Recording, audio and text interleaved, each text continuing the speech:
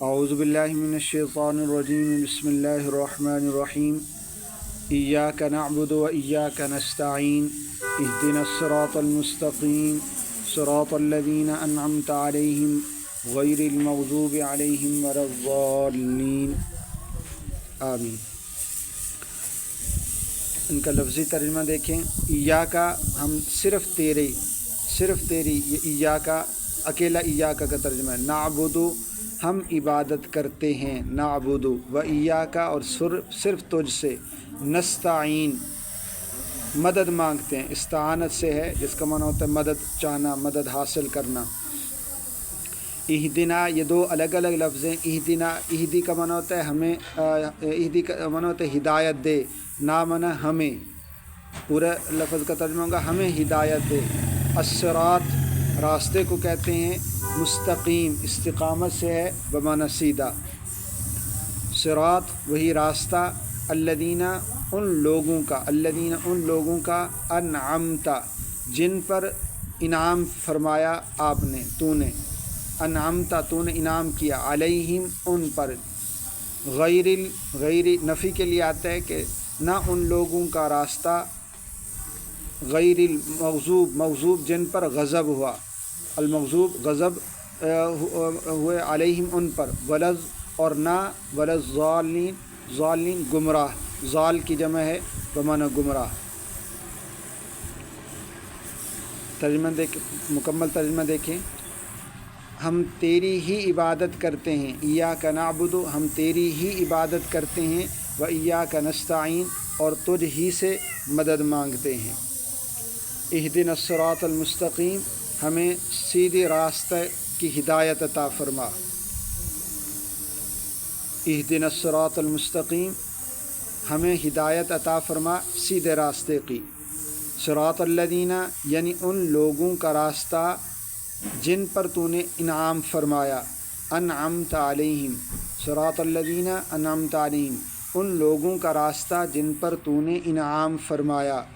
غیر المغضوب علیہم ولا الضالین نہ کہ ان لوگوں کا راستہ جن پر غضب ہوا اور نہ ان لوگوں کا راستہ جو گمراہ ہوئے۔ غیر المغضوب علیہم نہ ان لوگوں کا راستہ جن پر غضب ہوا، ولا الضالین نہ ہی گمراہوں کا راستہ۔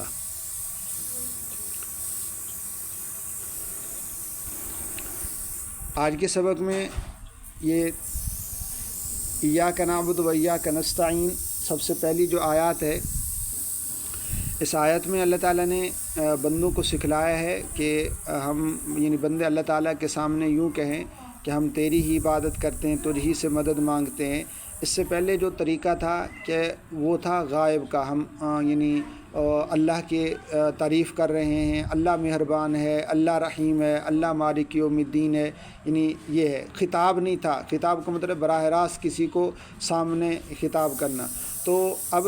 خطاب کا طریقہ اختیار کیا گیا ہے، یعنی اللہ تعالیٰ سے ہم براہ راست خطاب کر رہے ہیں، ایاک نعبد اے اللہ ہم تیری ہی عبادت کرتے ہیں اور تجھ ہی سے مدد مانگتے ہیں۔ کیونکہ جب ہم نے اللہ تعالیٰ کی تعریف کر دی تو اللہ تعالیٰ کی پہچان ہو گئی کہ اللہ تعالیٰ تمام تعریفوں کے مالک اللہ ہیں، مستحق اللہ ہیں، اللہ تعالیٰ رب العالمین ہیں، تمام جہانوں کو پالنے والے بھی ہیں، رحمان ہے، رحیم ہے۔ جب اتنی ساری صفات ذکر کر دیں تو گویا کہ اللہ تعالیٰ ہمارے سامنے موجود ہو گئے صفات کے اعتبار سے، تو اس لیے اب طریقہ تبدیل کیا، ہم نے کہا کہ اے اللہ ہم تجھ ہی سے تیری ہی عبادت کرتے ہیں اور تجھ ہی سے مدد مانگتے ہیں۔ یہ یعنی ایاک نعبد و ایاک نستعین، ایاک یہ ویسے تو یہ مفعول ہوتا ہے، یعنی عربی گرامر کے حساب سے یہ مؤخر ہوتا ہے، لیکن جب اس کو پہلے ذکر کر دیا جاتا ہے تو اس میں یعنی اس کی دوسروں کی نفی کرنی مقصود ہوتی ہے، اسی کے اندر حکم، یعنی اس کا ایک ہے نعبدو کا، اس کا مطلب ہے کہ ہم تیری عبادت کرتے ہیں، ایک ہے ایاک نعبدو، نعبدو کا یہ اصل یعنی طریقہ تھا، لیکن اللہ تعالیٰ نے کاف کو جو بعد میں آنی تھی اس کو پہلے ذکر کر کے ایاک فرمایا، تو اس کا مطلب یہ ہو گیا کہ اب اس کا معنی یہ ہو جائے گا کہ ہم تیری ہی عبادت کرتے ہیں، ہم صرف تیری ہی عبادت کرتے ہیں، یہ معنی ہو جائے گا۔ یعنی اس میں حصر پیدا ہو جاتی ہے، اس میں باقیوں کی نفی ہو جاتی ہے کہ تیرے علاوہ کسی کی عبادت نہیں کرتے، و ایاک نستعین اور تیرے علاوہ کسی سے مدد نہیں مانگتے۔ تجھ ہی سے مدد مانگتے ہیں، تیری ہی عبادت کرتے ہیں۔ تو یہ ایک اہم چیز کی طرف اشارہ کیا، اس سے بتلا دیا کہ عبادت کی جو استحقاق ہے، عبادت جو معبود ہو سکتا ہے وہ صرف اور صرف اللہ کی ذات ہی ہو سکتی ہے۔ اللہ کی ذات کے علاوہ کوئی عبادت کے لائق نہیں ہے۔ عبادت صرف لا الہ الا اللہ کا بھی یہی ترجمہ ہے کہ اللہ کے علاوہ کوئی معبود نہیں۔ تو ایاک نعبد کے اندر بھی اسی کی طرف اشارہ کیا جا رہا ہے کہ ہم تیری ہی عبادت کرتے ہیں۔ جب ہم نے لا الہ الا اللہ کہہ دیا نا، اس کا مطلب ہے کہ ہم نے معبود جو عبادت کا مستحق ہے، عبادت کا مستحق ہونے کا مطلب ہے کہ جس کی رضا کے لیے ہم عبادت کرتے ہیں، جس کی خوشی کے لیے، جس کو راضی کرنے کے لیے ہم نیکی کا کام کرتے ہیں، وہ صرف اور صرف اللہ کی ذات ہے، اور کسی مخلوق سے برات کا اعلان کرتے ہیں۔ گویا کہ اللہ تعالیٰ سے ہم اللہ تعالیٰ نے ہمیں سکھلایا کہ تم مجھ سے یوں کہا کرو کہ بندے اللہ تعالیٰ سے کہہ رہے ہیں کہ یا اللہ ہم تیرے علاوہ تمام مخلوقات سے بری ہیں، کسی اور کی عبادت نہیں کرتے، کسی اور سے مدد نہیں مانگتے، ہم صرف کیا ہے تجھ ہی سے مدد مانگتے ہیں۔ وجہ کیا ہے؟ وجہ یہ ہے کہ اللہ تعالیٰ کے علاوہ کوئی عبادت کے لائق نہیں ہے، اللہ کے علاوہ کوئی مدد کرنے پر قادر نہیں ہے۔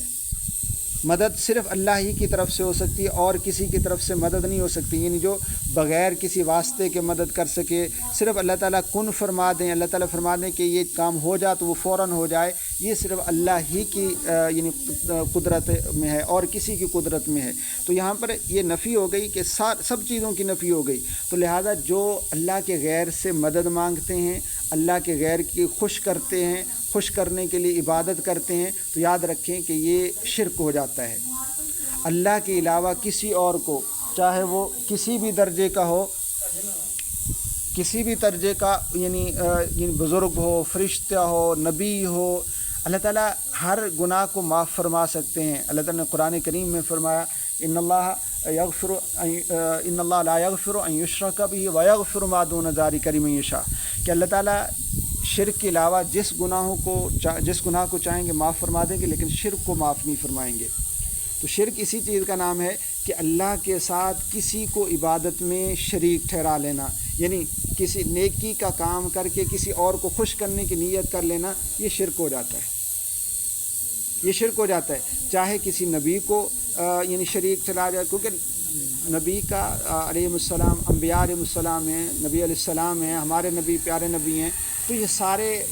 بہت بڑے درجے پر ہیں، بہت اعلیٰ درجات پر ہیں، لیکن ہیں تو مخلوق نا، خالق نہیں ہے۔ بس اللہ تعالیٰ چاہتے ہیں کہ خالق صرف اور صرف ایک ہے۔ اس لیے سب سے بنیادی عقیدہ توحید کا عقیدہ ہے۔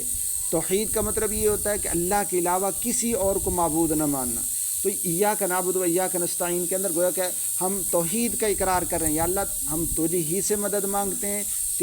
تجھے ہی معبود سمجھتے ہیں، تیری ہی عبادت کرتے ہیں، لہذا کسی اور کی عبادت کرنا۔ بعض لوگ ایسا کرتے ہیں کہ کسی اور سے مدد مانگتے ہیں، اگر ان کا یہ عقیدہ ہے کہ یہ براہ راست ہماری مدد کرنے پر قادر ہیں، جیسے کوئی ان کے پاس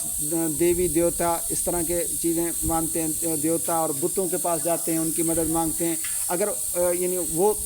بظاہر کیا ہے، واضح طور پر کفر ہے۔ اسی طرح کسی نبی سے، کسی ولی سے مدد مانگتے ہیں، اگر ان کا یہ عقیدہ ہے کہ یہ براہ راست خود مدد کرنے پر قادر ہیں اللہ کے علاوہ، اللہ نہ بھی چاہے تو ہماری مدد کر سکتے ہیں، تو یہ شرک ہے، یہ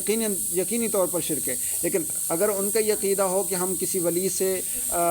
جا کے مدد مانگیں اور ولی سے دعا کرائیں، کہ ولی سے کہیں کہ اللہ تعالیٰ سے دعا کر کے ہمارا یہ کام کرا دے، ان کا یہ عقیدہ نہیں ہے کہ ولی براہ راست مدد کرنے پر قادر ہے، ان کا یہ عقیدہ ہے کہ اللہ تعالیٰ ہی مدد کرتے ہیں، لیکن ولی چونکہ اللہ کا نیک بندہ ہے، مقرب بندہ ہے، تو وہ ہماری مدد کرنے پر قادر ہے۔ تو اس صورت میں دعا کا تو کہہ سکتے ہیں، لیکن اس سے براہ راست مدد مانگنا یہ جائز، اس کو شرک تو نہیں کہیں گے، کیونکہ انہوں نے اللہ تعالیٰ کے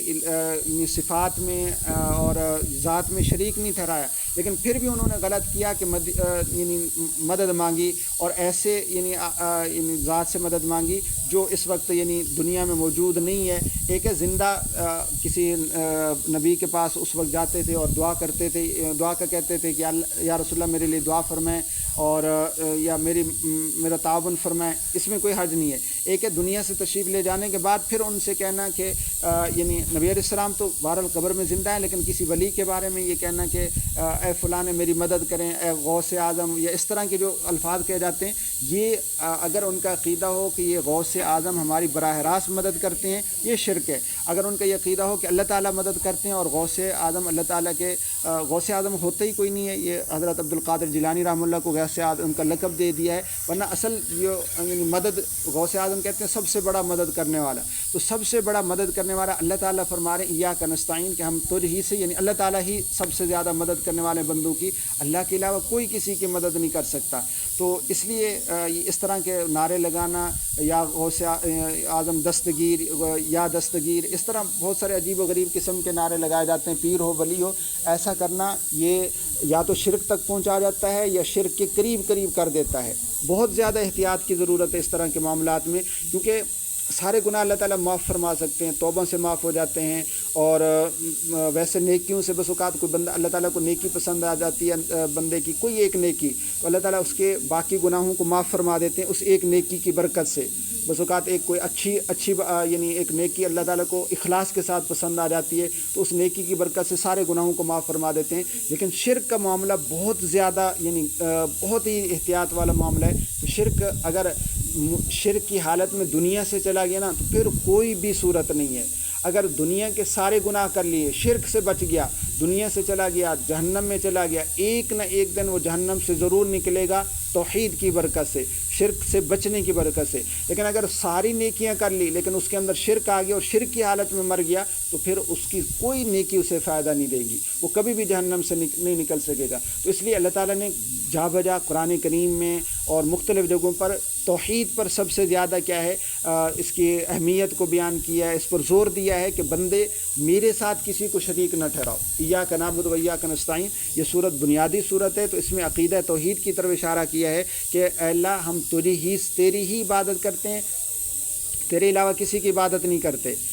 تجھ ہی سے مدد مانگتے ہیں، تیرے علاوہ کسی سے مدد نہیں مانگتے۔ تو اس لیے غیر اللہ کے نام پر جو چیزیں بانٹی جاتی ہیں، غیر اللہ کے نام پر جو چیزیں ذبح کی جاتی ہیں، یہ بھی ناجائز ہیں اور وہ چیز بھی حرام ہو جاتی ہے۔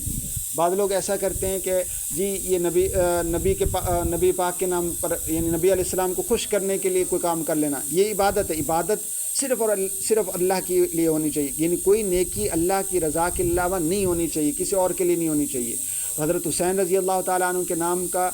ختم دلانا یا ان کے نام پر تقسیم کرنا، یعنی اس میں دو صورتیں ہیں کہ حضرت حسین رضی اللہ تعالیٰ عنہ کے نام پر ختم کرنے کا ایک مطلب یہ ہے کہ حضرت حسین رضی اللہ تعالیٰ عنہ کو ایصال ثواب پہنچے، خوشی اللہ کی، رضا اللہ کی، یعنی اللہ کے لیے تقسیم کر رہے ہیں لیکن حضرت حسین رضی اللہ تعالیٰ عنہ کو ثواب پہنچ جائے، یہ بالکل جائز ہے، اس میں کوئی حرج نہیں ہے۔ لیکن دنوں کی تخصیص نہیں کرنی چاہیے، دن آگے پیچھے کر کے کرنی چاہیے۔ اور ایک یہ ہے کہ ہم اس لیے کر رہے ہیں تاکہ حضرت حسین رضی اللہ تعالیٰ ہم سے خوش ہو جائیں، ہم عبادت کر رہے ہیں،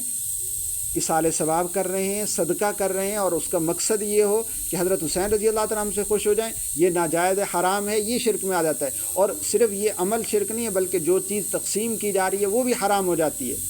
اگر کوئی چیز دیگ لگائی جا رہی، اس نیت سے لگائی جا رہی کہ حضرت حسین رضی اللہ تعالیٰ ہم سے خوش ہو جائیں گے، نبی علیہ السلام خوش ہو جائیں گے، فلاں پیر ہم سے خوش ہو جائے گا، تو یہ عمل بھی ناجائز حرام ہو جاتا ہے اور اس کی وجہ سے وہ چیز بھی حرام ہو جاتی ہے۔ تو اس لیے ان چیزوں کے اندر بہت زیادہ احتیاط کرنی چاہیے۔ اس لیے اللہ تعالیٰ فرما رہے ہیں یعنی ایاک نعبد، بندوں کی زبانی فرما رہے ہیں کہ ہم تیری ہی عبادت کرتے ہیں اور تجھ ہی سے مدد مانگتے ہیں۔